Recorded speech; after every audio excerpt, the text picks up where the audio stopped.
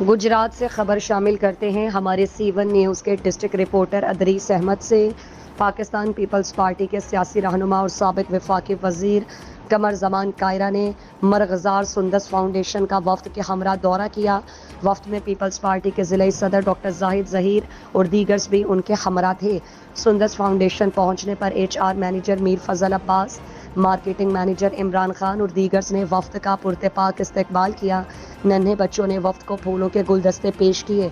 साबिक वफाकी वजीर ने फाउंडेशन में थैलेसीमिया और हीमोफीलिया से मुतासरा ज़ेरे इलाज बच्चों की अयादत की और उनसे घुल मिल गए। उन्होंने मरीज बच्चों की हौसला अफजाई करते हुए जल्द सेहतयाबी की दुआएं दी। वफ्द को फाउंडेशन में मौजूद लेबॉर्ट्री का विजिट भी कराया गया। इंतज़ामिया ने वफ्द को ब्रीफिंग देते हुए बताया कि जदीद टेक्नोलॉजी और साइंसी तरीका खून की जांच और महफूज बनाने में मददगार साबित हो रहे हैं। फाउंडेशन के इंतजामात को सराहते हुए कमर जमान कायरा का कहना था कि इंतज़ामिया बड़े मुनज़्ज़म और मौसर तरीके से अपने काम को अंजाम दे रही है, जिस पर पूरी टीम मुबारकबाद की मुस्तहिक है।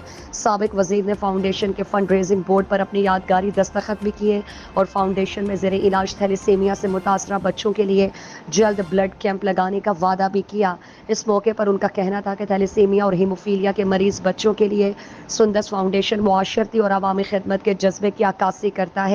उनका मजीद कहना था कि इस तरह के फलाही इदारों के दौरों से न सिर्फ उन बच्चों को हौसला मिलता है बल्कि आवाम में उन बीमारियों के बारे में आगाही भी बढ़ती है।